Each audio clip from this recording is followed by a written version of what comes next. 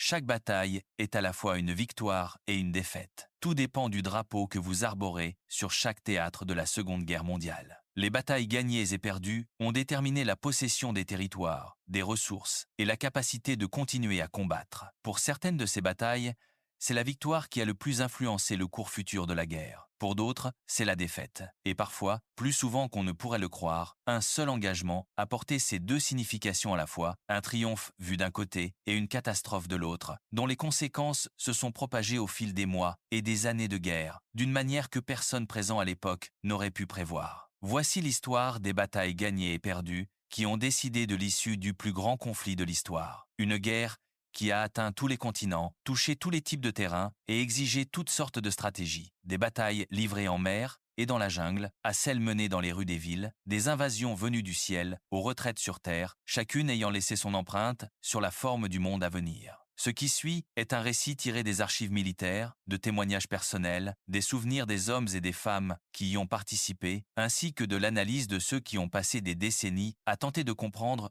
ce qui s'est produit et pourquoi. Nous commençons au printemps 1940. Au-dessus de la Tour Eiffel, au-dessus des villes et des villages d'Europe, plane un voile de peur et de mort. L'invasion allemande de la France ne pouvait guère mieux se dérouler pour les Allemands. La Blitzkrieg contre l'Europe occidentale s'ouvre le 10 mai 1940. Et, en l'espace de 15 jours, les armées britanniques, françaises et belges sont vaincues. Ils se replient vers la côte de la Manche. Il semble que la Seconde Guerre mondiale à l'Ouest touche à sa fin. Littéralement en quelques semaines, l'avance de la Wehrmacht a été implacable. Le groupe d'armée A, au centre de l'offensive, a pivoté vers la côte, poussant la première armée française et le corps expéditionnaire britannique vers la mer avec la finesse d'un chien de berger en pressant par le nord. Le groupe d'armée B de von Bock a encore davantage enfermé les forces alliées. Bientôt, 3 armées allemandes, la 4e de von Klug, la 18 de von Küchler et la 6e de von Reichenau, se rapprochaient pour ce qui devait être le coup de grâce. Le 4 juin, les troupes allemandes entrèrent dans le port de Dunkerque, mais elles ne vainquirent ni n'emprisonnèrent les centaines de milliers de soldats qu'elles y avaient enfermés. Et bien qu'il existe des raisons solides expliquant pourquoi elles ne l'ont pas fait, ce qui s'est passé entre le 23 mai et le 4 juin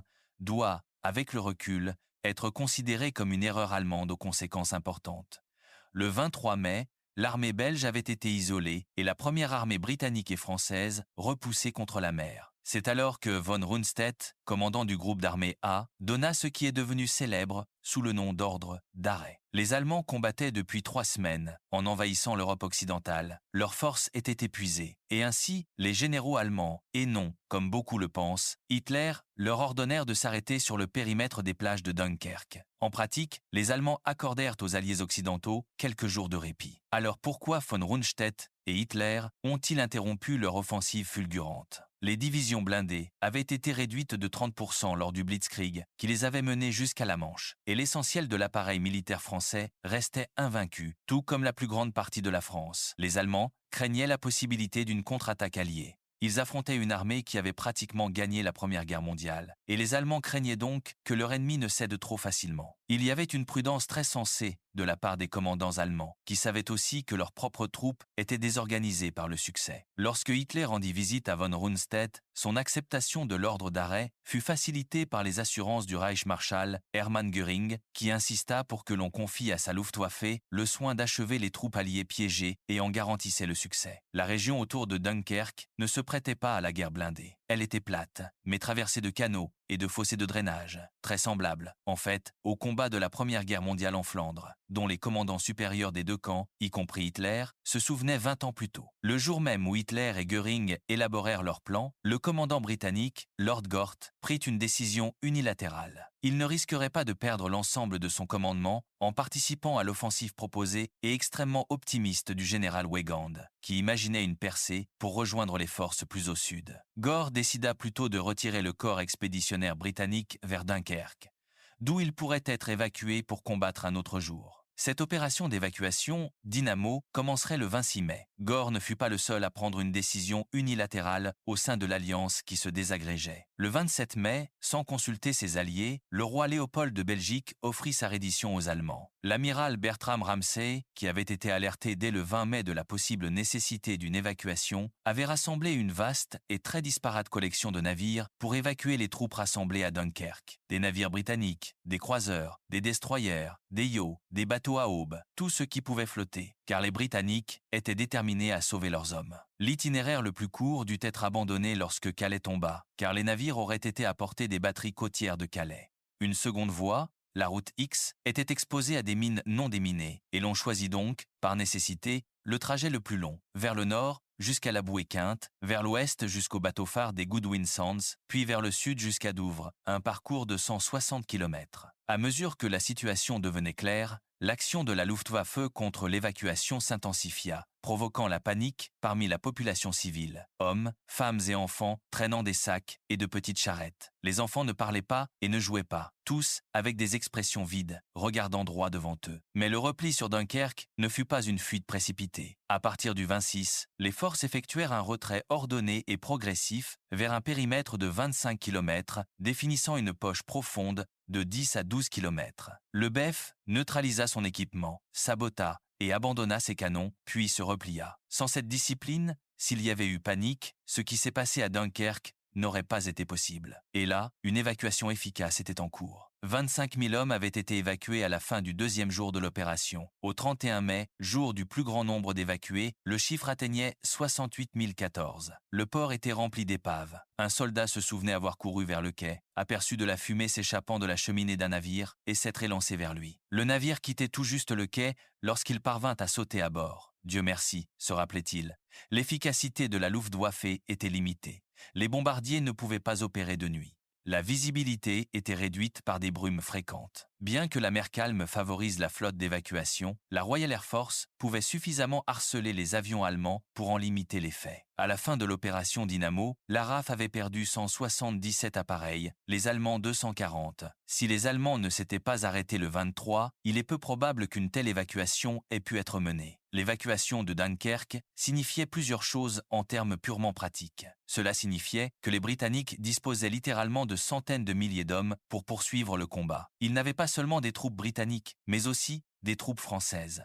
Et ainsi, une armée de la France libre fut créée en Grande-Bretagne à la suite de l'évacuation de Dunkerque. Bien que les troupes britanniques aient perdu leur équipement, elles avaient regonflé le moral et la volonté de résister. Le BEF était revenu. Et quels que soient les désastres qui avaient conduit à leur retour, les gens restés au pays étaient immensément heureux de les avoir là. Et lorsqu'à leur retour, Churchill prononça son discours de défi « Nous nous battrons sur les plages, nous ne nous rendrons jamais », il parlait au nom de la nation. Ce fut un énorme regain psychologique. On parle encore aujourd'hui de l'esprit de Dunkerque, car, bien qu'il s'agisse d'une défaite massive, ce fut une victoire psychologique sur laquelle les Britanniques s'appuyèrent pendant le reste de la guerre. Et il y a ici une vérité plus profonde, qui touche au cœur de ce que cette guerre allait devenir. Dunkerque ne fut pas une victoire au sens militaire conventionnel. Le corps expéditionnaire britannique avait été battu. Ses canons furent sabotés et abandonnés. Ses véhicules rouillaient sur les plages. La 1 armée française, qui s'était battue avec un courage extraordinaire pour tenir le périmètre pendant l'évacuation, fut en grande partie capturée. L'armée belge avait cessé d'exister. Et pourtant, parce que ces centaines de milliers d'hommes vécurent pour se battre un autre jour, parce que les navires vinrent et que les hommes y embarquèrent, et que la mer était calme et les brumes offraient une couverture, la guerre à l'ouest ne prit pas fin. À l'été 1940, elle continua. Et ce temps gagné permit tout ce qui suivit. La bataille d'Angleterre, l'entrée de l'Union soviétique et des États-Unis dans la guerre, la libération finale des plages mêmes, d'où ces hommes avaient fui. Tout cela fut possible à cause de ce qui s'est produit et de ce qui ne s'est pas produit à Dunkerque. La position du Royaume-Uni, en tant que grande puissance qu'il possédait au début de la Seconde Guerre mondiale, n'était pas une conséquence de la richesse, du climat ou des ressources naturelles des îles britanniques. Elle reposait sur son empire, un vaste empire maritime, le plus grand que le monde ait connu. Et l'intégrité de cet empire ne reposait pas sur une grande armée permanente. Elle dépendait de la Royal Navy. La Royal Navy, confrontée uniquement à l'Allemagne, avant la chute de la France, était une force dominante et conservait l'avantage stratégique de contrôler effectivement les sorties de l'Allemagne vers le reste du monde. Elle disposait alors de 8 grands groupes dans l'Atlantique. tandis que les Allemands pouvaient à peine déployer 2 croiseurs de bataille et un certain nombre de sous-marins. Mais avant le début de la guerre, le cuirassé de poche allemand Admiral Graf Spee appareilla vers l'Atlantique Sud, où il attendit. L'attention principale se portait bien sûr sur les célèbres cuirassés de poche, qui ne faisaient que 10 000 tonnes, mais étaient équipés de 6 canons de 11 pouces et pouvaient atteindre une vitesse de 26 nœuds une fois la guerre commencée. Le Graf Spee entama ses opérations entre la fin septembre et la fin octobre. Il coula 6 navires dans une zone située à cheval, sur une importante route maritime empruntée par les bâtiments contournant le cap de Bonne-Espérance. Le Graf Spee se trouvait dans l'Atlantique Sud, dans le cadre d'une campagne délibérée visant à perturber, à détruire les flux du commerce maritime mondial, à ralentir et interrompre le transport de ressources vers et depuis le Royaume-Uni. En novembre, la Royal Navy avait constitué 6 groupes opérationnels pour retrouver et couler le cuirassé. Début décembre, le Graf Spee fit 2 nouvelles victimes, mais celles-ci ne sombrèrent pas sans envoyer des signaux radio qui incitèrent le Commodore Harwood, commandant la force G, à concentrer ses forces sur les îles Falkland. Ce qui suivit fut l'histoire de 2 erreurs. Le capitaine Langsdorff, commandant le Graf Spee, commit sa première erreur en apercevant la fumée de 4 des croiseurs de Harwood et en les prenant pour des destroyers en mission d'escorte, il se rapprocha pour attaquer. Il était de son devoir de ne pas engager les navires de guerre britanniques. Il était de son devoir de préserver ce navire intact. Dès qu'il détecta des navires britanniques, il aurait dû essayer de se diriger dans la direction opposée. Ce qui suivit est connu dans l'histoire comme la bataille du Rio de la Plata. Langsdorff engagea l'Exeter, l'Ajax de la Royal Navy et l'Achille de la division de la Royal New Zealand Navy. Dès qu'il réalisa son erreur, il mit le cap vers l'ennemi pour les empêcher de le distancer. Le Graf Spee avait des moteurs diesel. Les navires britanniques étaient à vapeur, qui ne pouvaient pas accélérer rapidement. Le Graf Spee engagea l'Exeter à 17 000 mètres. À 06H18, l'Exeter avait viré au nord-ouest, face à l'approche allemande. Harwood divisa en fait les croiseurs afin qu'ils attaquent Langsdorff de 2 directions, ce qui le déstabilisa. L'Ajax et l'Achille, virant ensemble vers le nord-est, obligèrent Langsdorff à disperser son tir. Après 2 minutes, l'Exeter ripostait, mais le Graf Spee disposait d'un armement nettement supérieur. Il infligea des dommages assez importants aux 3 croiseurs britanniques, qui étaient moins puissamment armés que les canons de 11 pouces qu'il utilisait face aux canons de 8 et 6 pouces du côté britannique. À 06h30, l'Ajax et l'Achille s'étaient rapprochés à 12 000 mètres, forçant les artilleurs allemands à diviser leur armement principal. Après près d'1 heure, l'admiral Graf Spee était fini, loin d'être hors de combat, toujours en navigation et en état de naviguer, mais condamné, car un obus de l'Exeter lui-même, gravement endommagé et sur le point de se retirer du combat, avait endommagé l'installation de carburant du cuirassé. Le Graf Spee ne disposait plus que de 6 heures de carburant, ce qui signifiait qu'il ne pouvait pas rentrer chez lui. Les réparations ne pouvaient pas non plus être effectuées en mer. Langsdorff consulta les cartes. Il mit le cap sur le port neutre le plus proche, Montevideo, à l'embouchure du Rio de la Plata. Là, l'admiral Graf Spee se trouvait dans le port de Montevideo, où il avait trouvé refuge après les coups sévères infligés par ses adversaires plus petits. À Montevideo, Langsdorff libéra les 60 et un marin marchand britannique qu'il avait recueilli à bord comme survivant des navires qu'il avait coulés et demanda l'autorisation de rester au port assez longtemps pour effectuer des réparations. Les Britanniques n'avaient qu'un seul autre navire assez proche pour bloquer le Graf Spee, mais ce n'est pas ce qu'ils diffusèrent. De fausses informations dépeignaient une force H, une importante formation britannique, incluant le porte-avions Ark Royal, se rassemblant pour achever le navire allemand au moment où il quitterait le port. Langsdorff commit sa 2e erreur. Il y crut, et compte tenu des dégâts déjà subis lors du premier engagement, il est vrai que le Graf Spee, en quittant immédiatement Montevideo, aurait été contraint à un nouvel affrontement et aurait subi d'autres dommages, le laissant, selon toute probabilité, complètement vulnérable, traqué et détruit par des forces bien plus puissantes qui se concentraient alors sur le Rio de la Plata. Le 17 décembre, face à des choix limités, Langsdorff fit naviguer son navire dans l'estuaire et ordonna de le saborder. D'énormes explosions à l'arrière ravagèrent le bâtiment. Il resta là, abandonné aux flammes par son capitaine et son équipage, non pas coulé au combat par l'ennemi, ne sombrant pas pavillon haut, mais détruit, abandonné, sabordé. 2 jours plus tard, Hans Langsdorff se suicida. En 1937, le Japon lança une invasion à grande échelle de la Chine. Cela ne se déroula pas comme prévu. Les progrès furent lents. La résistance fut plus tenace que prévu. En 1939, les ambitions coloniales japonaises subirent un nouveau revers à la frontière mongole, où les troupes soviétiques infligèrent une défaite décisive. Tout cela renforça la position de la faction militaire qui soutenait que l'expansion du Japon devait se faire vers le sud. Il s'agissait de la zone des ressources du Sud. présentée comme la sphère de coprospérité de la Grande Asie orientale.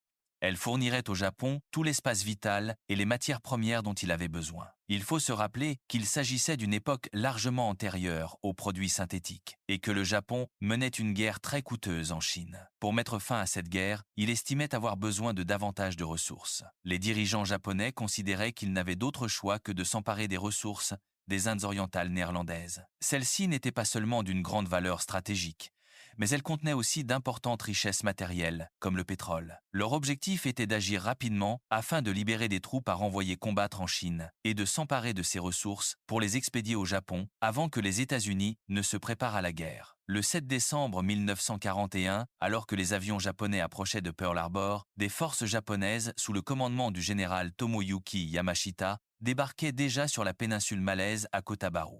Certains de leurs premiers succès reposaient sur des opérations simultanées à travers une vaste zone de l'Asie et du Pacifique. Les forces britanniques et américaines dans la région Asie-Pacifique étaient dispersées, tentant de réagir aux Japonais. Beaucoup de ces lieux étaient très faiblement garnis, si bien que les Japonais s'en emparaient très rapidement avant de passer à autre chose. Parce qu'une partie de leur plan de bataille prévoyait que les troupes nécessaires à une opération soient ensuite déplacées relativement rapidement vers la suivante. À la fin de 1941, à peine plus de 3 semaines après que les mots de code Tora, Tora, Tora eurent lancé le raid sur Pearl Harbor, les Japonais étaient désormais prêts pour une invasion à grande échelle de la Birmanie, la conquête des Philippines, l'assaut contre Singapour et la défaite des Néerlandais dans les Indes, néerlandaises riches en ressources. Comme Churchill l'a dit à propos de la chute de la France, comment cela a-t-il pu arriver? Lorsque des transports japonais, plus de 20 d'entre eux, débarquèrent l'armée de Yamashita en 7 points le 8 décembre, ils ne rencontrèrent pratiquement aucune opposition. Les forces britanniques étaient dans leur déploiement habituel, particulièrement concentrées autour de la base de Butterworth, et n'avaient pas été déplacées malgré la menace croissante du militarisme japonais et la présence des forces japonaises de l'autre côté du golfe de Siam. La 5 division d'infanterie s'empara rapidement des bases aériennes de Patani et de Singora. La prise de Singora, où la péninsule se rétrécit, rendit possible le déplacement des forces japonaises vers la côte ouest, ce qui permit à Yamashita d'avancer sur 2 fronts, divisant les défenseurs. Les Japonais conservèrent une grande flexibilité dans l'action. La côte est, faiblement défendue, ne fut guère plus qu'une marche vers le sud. La côte ouest exigea des tactiques différentes, et ils les mirent en œuvre. Des manœuvres de débordement qui rendaient soit les positions défensives solides impuissantes après le passage de troupes qui les avaient contournées, soit, le plus souvent, les encerclaient et les écrasaient. Par endroits, ces mouvements impliquaient de traverser une jungle que les Britanniques jugeaient infranchissable, un écho de l'erreur française révélée par l'avancée à travers les Ardennes. Le terrain fut exploité par les Japonais d'une manière qui ne le fut pas par les Britanniques. Les défenseurs ne parvinrent jamais vraiment à comprendre comment empêcher les Japonais de les déborder, à la fois en utilisant les zones boisées et, grâce à de petites embarcations, en contournant les positions britanniques par mer. Tous les rapports antérieurs en provenance de Malaisie faisaient état de combats intenses et confus, les Japonais gagnant du terrain. Les Japonais avaient été spécifiquement entraînés à la guerre en jungle. Les forces britanniques et du Commonwealth ne l'avaient pas été. Leur stratégie avait souffert d'une planification traditionnelle, une planification qui, d'une certaine manière, pâtissait de l'hubris impériale. Un profond préjugé racial sous-tendait l'évaluation initiale des Alliés quant aux capacités de l'armée japonaise. Ils ont sous-estimé sa capacité de manœuvre, sa capacité de combat. Ils ont sous-estimé sa volonté d'exploiter le terrain à son avantage. Ils ont sous-estimé les capacités de son aviation, et ainsi les Japonais ont pu s'assurer très rapidement le contrôle du ciel dans les zones où ils combattaient. La vitesse était fondamentale dans la pensée militaire japonaise, et elle était donc intégrée à chaque aspect de l'opération.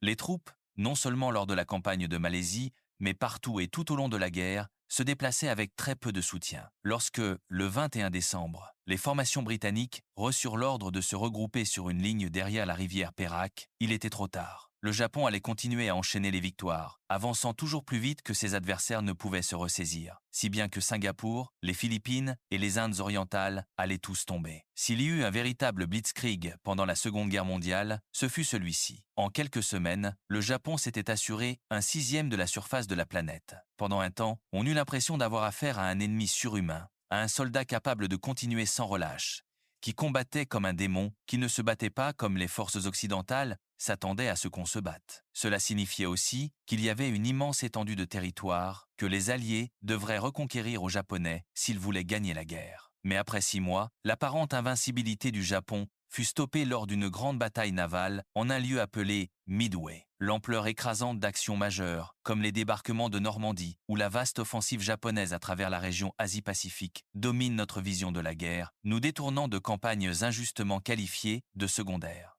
Mais certains théâtres secondaires ont une réelle importance stratégique, et tous impliquent de véritables combats, de véritables destructions, de véritables morts dans le sillage de la Première Guerre mondiale. La Grande-Bretagne et la France, alors détentrices des deux grands empires maritimes du monde, avaient partagé le Moyen-Orient entre elles. Après la chute de la France, le gouvernement collaborationniste fut autorisé à conserver le contrôle des colonies françaises. C'est ainsi que des forces opposées se firent face de part et d'autre de la frontière désertique. La France avait taillé le Liban et la Syrie, tous deux gardant la Méditerranée orientale, la Syrie étant située à cheval sur les routes menant à l'Iran, alors la Perse, source majeure de pétrole vital et voisine de la sphère d'influence britannique en Irak, où une rébellion contre les Britanniques n'avait été réprimée qu'en mai. Le 8 juin, une force conjointe du Commonwealth britannique et de la France libre entra au Liban et en Syrie, avec l'espoir que la garnison vichiste forte de 45 000 hommes se rendrait et se rallierait à la cause alliée, mais ce ne fut pas le cas, et 6 semaines de combats acharnés s'ensuivirent avant que les Français de Vichy ne perdent la bataille, avec 6 000 pertes recensées. Les forces vichistes résistèrent habilement le long des 3 axes d'avance alliés sur le secteur côtier. De violents combats eurent lieu sur le fleuve Litani le 9 juin. Le 12, il fut décidé de transférer l'essentiel des forces vers l'axe côtier, où la Dix division indienne et les forces de la France libre progressaient bien. Une grande partie des forces vichistes était composée de troupes coloniales françaises. Les troupes de Vichy s'étaient solidement retranchées en tout point, ouvrant souvent le feu à bout portant, mais cela ne fit que renforcer la détermination des forces attaquantes à en finir. Lorsque l'Australien James Adair Gordon chargea une position de mitrailleuse lors de la bataille de Gésine, action pour laquelle il reçut la croix de Victoria, il découvrit qu'il n'avait pas combattu des Français, mais Sénégalais. L'avance alliée fut stoppée à Jebel-Abu-Atriz, où une manœuvre de débordement par des chars de la France libre fut arrêtée par un intense bombardement de l'artillerie de Vichy. Les troupes tenant Canetra, sur l'autre route principale vers Damas, signalèrent l'approche d'une forte force vichiste venant du nord. 2 compagnies de troupes de la France libre furent envoyées pour renforcer les positions défensives de part et d'autre de la route. À 0900, le 15 juin, les troupes indiennes progressaient dans les collines. En moins d'une heure, elles avaient capturé Tel Kizou. À 11h30, les marins de la France libre avaient sécurisé le village de Montcalbet. Dans la seconde phase de l'attaque, les Français libres combattaient les Français de Vichy. La tragédie même que le général de Gaulle avait voulu éviter à Dakar. Quel commentaire sur le soi-disant honneur des dirigeants de Vichy qu'ils aient ordonné à leurs hommes de combattre non seulement leurs anciens alliés britanniques, mais même les Français libres, leurs propres compatriotes. Dans la nuit du 15 juin, les troupes indiennes prirent Artus sur la route Konetra-Damas, coupant les communications de la force vichiste, avançant sur Konetra, mais leur progression fut trop lente. Dans l'après-midi du 16 juin, les alliés à Kénétra, inférieurs en nombre 3 contre 1 et confrontés à des chars contre lesquels ils n'avaient aucun moyen efficace, se rendirent. Mais le 18, la situation avait été rétablie. L'attention alliée se porta sur Damas, qui tomba le 20 et 1 juin. Le même jour, une force mixte de troupes britanniques, y compris celle de la Légion arabe, entra en Syrie depuis l'Irak et avança sur Palmyre, qui fut attaquée le 25 juin. Les forces de Vichy résistèrent pendant 9 jours avant de se rendre, puis finalement l'entrée dans Damas. On pouvait difficilement dire que la population paraissait sombre face à l'arrivée des Alliés après la prise de Damas. La progression vers Beyrouth, principalement par la 7e division australienne, devint le principal point d'effort allié. Le 10 juillet, les Australiens étaient à moins de 10 km de Beyrouth. La 4e brigade de cavalerie britannique approchait de Homs. La 10 division indienne avançait dans le nord de la Syrie. Le commandant des forces françaises de Vichy, le général Henry Dance, demanda un armistice. Il avait perdu la bataille. Le commandement de ses 38 000 soldats survivants reçut l'option d'être rapatriés en France de Vichy ou de rejoindre les forces françaises libres. Moins de 6 000 choisirent de rejoindre les Français libres. Cela importait moins que le contrôle que la Grande-Bretagne exerçait désormais au Moyen-Orient. La Méditerranée orientale, le canal de Suez et les champs pétrolifères arabes étaient tous plus défendables grâce à ce théâtre secondaire en Syrie. La campagne de Syrie-Liban est souvent oubliée. Elle ne figure pas dans l'imaginaire populaire de la Seconde Guerre mondiale. Il n'existe pas de film célèbre à son sujet, ni de photographie emblématique. Et pourtant, les hommes qui y ont combattu, Australiens, Indiens, Britanniques, Français libres et, oui, Français de Vichy, ont combattu, saigné et sont morts avec le même courage et la même peur que ceux qui se sont battus à El Alamein, en Normandie ou à Stalingrad.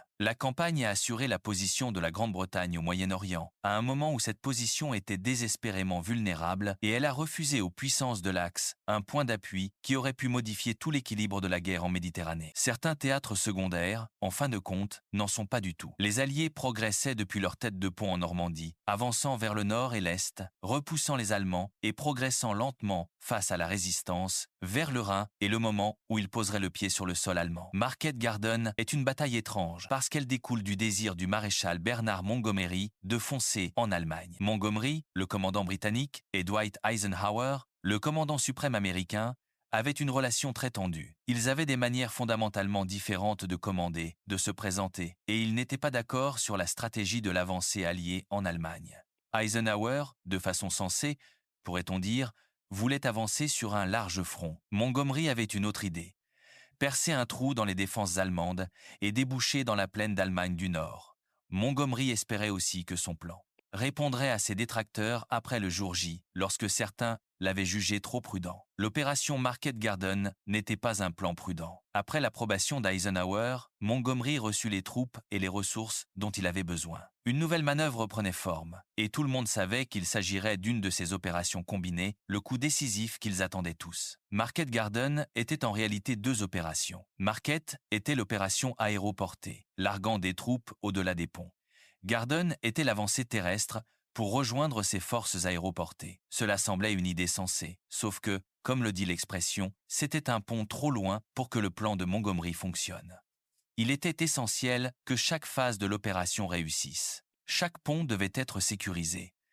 Les Douglas 47, appelés Dakotas par les Britanniques, étaient les bêtes de somme de l'opération. Ils transportaient la première armée aéroportée alliée et remorquaient les planeurs. Environ 2000 avions de divers types furent engagés le 17 septembre. L'opération fut lancée. Un soldat se souvenait. Puis nous étions au-dessus de la DZ, et c'était feu rouge, debout, accrochez-vous, feu vert, partez, et nous y sommes allés, pieds joints, tête baissée, épaules rentrées, pieds joints, surveiller l'impact au sol. C'était tout. La 100, une division aéroportée, sécurisa rapidement le pont du canal. La 82 prit grave, mais fut repoussée de Nimègue par une forte contre-attaque le 18. Le 30 corps, lié au centre. Et, le lendemain, soutenant la 82 qui renouvela la pression sur le pont de Nimègue, le pont tomba entre leurs mains. Et l'opération Market avait réussi, du moins à ses franchissements. La 1e division aéroportée britannique avait atteint son objectif initial. Le premier jour, les unités de parachutistes et de planeurs étaient bien regroupées et, après de durs combats, le pont sur le Rhin fut sécurisé. 3 bataillons avancèrent vers le nord, le centre et le sud. Mais seul le 2e bataillon au sud avait atteint son objectif final sur les approches nord du pont et il y resta bloqué. Le pont était très en avance sur le 20e corps. Un pont trop loin, en fait.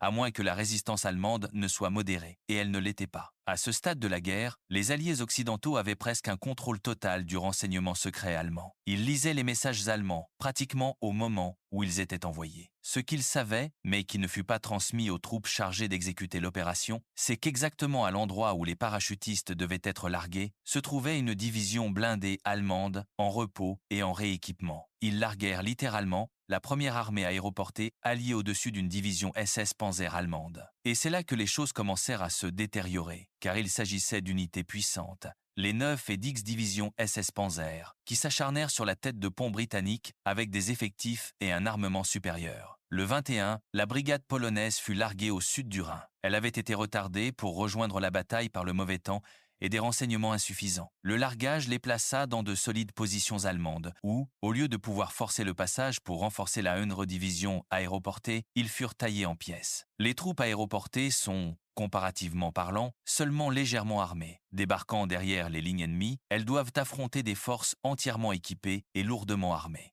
C'est là tout le risque d'une opération isolée. La situation de la 1e division aéroportée fut encore aggravée par la perte de ses zones de largage. Des radios défaillantes rendirent presque impossible d'en informer la RAF et par conséquent, les ravitaillements essentiels tombèrent entre de mauvaises mains. Sur 390 tonnes de fournitures larguées, seules 31 tonnes furent reçues par la division britannique. Un survivant se souvient, « Nous sommes entrés là, dedans le dimanche, et nous avons combattu jusqu'au mercredi après-midi. Il n'en restait plus beaucoup d'entre nous, et les munitions étaient pratiquement inexistantes. » Le général Urquhart, commandant la 1er division aéroportée, prit la décision de replier ses hommes sur une position défendable afin d'attendre les secours du 30e corps, en retard. Cela signifiait abandonner le 2e bataillon, qui avait atteint l'extrémité nord du pont.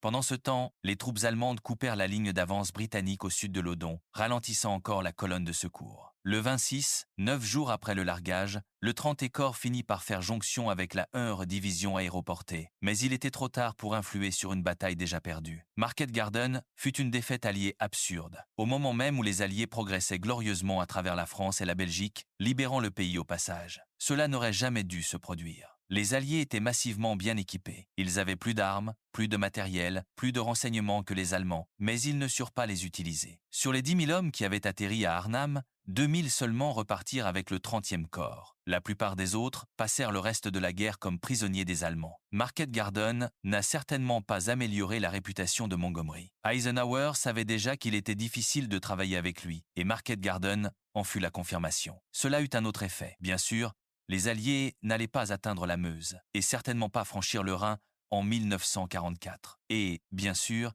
cela signifiait qu'Eisenhower avait en réalité raison, qu'on ne peut pas simplement lancer une colonne vers le nord de l'Allemagne et espérer gagner. Il faut avancer sur un large front, et c'est exactement ce que les Alliés ont fait en 1945, et c'est ce qui a conduit à la défaite des Allemands à l'ouest. L'échec d'Arnhem hanta ceux qui y survécurent. Le 25 avril 1945, les troupes américaines et soviétiques entrèrent en contact. La jonction entre les Américains et les Russes sur le fleuve Elbe, près de Torgau, marqua le point culminant des deux grandes avancées vers le cœur de l'Allemagne depuis l'ouest et l'est. Ce fut une nouvelle colossale. Le même jour, l'armée rouge acheva l'encerclement de Berlin. Berlin en même temps devint une ville-forteresse. C'était le concept particulier, signifiant que la ville devait être défendue à tout prix, jusqu'à la dernière cartouche, la dernière balle, le dernier homme. Des préparatifs défensifs furent réalisés en profondeur, mais les ressources étaient loin d'être d'élite. Les effectifs à Berlin, eh bien, il n'y avait pas de chiffres précis. C'était surtout un mélange hétéroclite d'unités de police, de jeunesse hitlérienne et d'unités du Volkssturm, la milice populaire, composée de ceux qui ne pouvaient pas servir dans l'armée régulière, parce qu'ils étaient soit trop jeunes, soit trop âgés, soit en mauvaise santé, bref, tout ce qu'ils pouvaient rassembler. La 12e armée à l'ouest de la ville comprenait 12 divisions formées d'un assortiment de recrues inexpérimentés. La 3e armée blindée de von Manteuffel, au nord de la ville, comprenait 9 divisions, dont aucune n'était blindée. Au total, environ 50 divisions de différents types étaient déployées pour la défense de la capitale. Face à elles arrivaient près de 200 divisions de l'armée rouge, et à mesure qu'elles avançaient, elles pratiquaient la politique de la terre brûlée. L'offensive soviétique était conçue pour assurer la chute de Berlin au plus tard le 1er mai. Les premières forces soviétiques commencèrent à se mettre en mouvement le 12 avril. Les raids aériens continuaient de marteler la ville. Les Berlinois construisaient des barricades de tramway, entassaient des gravats pour bloquer les rues. Mais comment cela pouvait-il aider? Cette armée soviétique avançait sur Berlin, et la garnison berlinoise comptait moins de 100 000 hommes. C'était moins qu'un corps face à cette armée soviétique, complète et apte au combat. Leur situation était pour le moins désespérée. Le Unerfront biélorusse de Zhukov tenait le centre. Le Unerfront ukrainien de Koniev se trouvait à son sud. Le Deuxfront biélorusse de Rokossovski était au nord. Ils allaient rivaliser pour le prix. Le 16 avril, l'offensive de Zhukov commença. 3 fusées rouges s'élevèrent dans le ciel, et 140 projecteurs furent allumés, braqués directement dans les yeux de l'ennemi. Puis 3 fusées vertes signalèrent le début d'un bombardement dévastateur, si violent que des villages entiers s'effondrèrent et des forêts entières explosèrent lorsque 8 983 canons soviétiques ouvrirent le feu. Le bombardement dura 35 minutes, puis, brusquement, net, il s'arrêta, et l'armée rouge avança, plus de 6 millions d'hommes et de femmes avec une seule idée en tête. Zhukov, avançant depuis sa tête de pont sur l'Oder, visait le cœur de la ville. Les Allemands, surtout les unités SS, étaient redoutables au combat, mais rien ne pouvait les sauver. Les soldats soviétiques étaient si proches de la victoire qu'ils attendaient, pour laquelle ils combattaient, qu'ils espéraient depuis 4 ans. Il y eut un moment de revanche, surtout pour ceux qui avaient perdu des proches, ou qui avaient traversé les territoires occupés de l'Union soviétique et vu les horribles massacres et toutes les conséquences de la politique génocidaire que l'État allemand avait menée dans les territoires orientaux. ou occupée. À présent, il combattait avec encore plus de rage, plus de colère. La rétribution était accessoire dans le cours des opérations militaires, mais ici, à Berlin, on en voyait toutes les preuves. Une rétribution pour les ravages causés par les forces d'Hitler, à Leningrad et à Varsovie, à Londres, à Coventry, à Rotterdam et dans toutes les villes dévastées des Alliés. Le 26, le centre-ville était encerclé. Les forces soviétiques, avançant de maison en maison, de pièce en pièce, progressaient. Leur objectif était le Reichstag. Berlin était l'enfer, à peu près cela, l'enfer. Un certain nombre de ceux qui ont combattu se souvenaient qu'il était difficile de dire s'il faisait nuit ou jour, parce qu'une épaisse fumée noire recouvrait la lumière du soleil, une fumée éclairée par les incendies de chars et de bâtiments détruits. Des cris remplissaient l'air, des cris de blessés, car Berlin était pleine de civils qui, bien sûr, mouraient au cours de la bataille, et la poussière des bâtiments détruits était toujours dans l'air. Il était difficile de respirer. Cela craqua sur le thé. Parmi ceux qui ont combattu, le 30 avril, après avoir d'abord testé avec succès le poison sur son chien bien-aimé, Blondie, Hitler et sa nouvelle épouse mordirent des capsules de cyanure. Après quoi, Hitler, pour en être certain, se tira une balle dans la tempe. L'armée rouge était à 200 mètres. Le lendemain, le Reichstag tomba et le drapeau rouge fut célèbrement hissé sur son toit. Le général Helmut Weidling, commandant la garnison militaire, capitula la ville. Berlin, en tant que capitale, en tant que ville même, était morte. Voici ce qu'il restait du Reichstag, le bâtiment qui avait acquis une notoriété mondiale lorsque les nazis avaient pris le pouvoir. La bataille pour la capitale avait coûté plus de 300 000 pertes soviétiques, peut être un nombre similaire de pertes allemandes. Et en outre, 480 000 prisonniers allemands, des hommes qui avaient échoué dans leur tentative de percer vers l'ouest pour se rendre aux forces américaines, britanniques et françaises, dont ils attendaient un traitement plus clément. La capitale était tombée, mais la résistance continuait encore au nord. Certaines troupes continuaient de se battre pour un troisième empire qui n'existait pas, qui n'avait duré que 12 ans. Les derniers des derniers refusaient tout simplement de s'arrêter.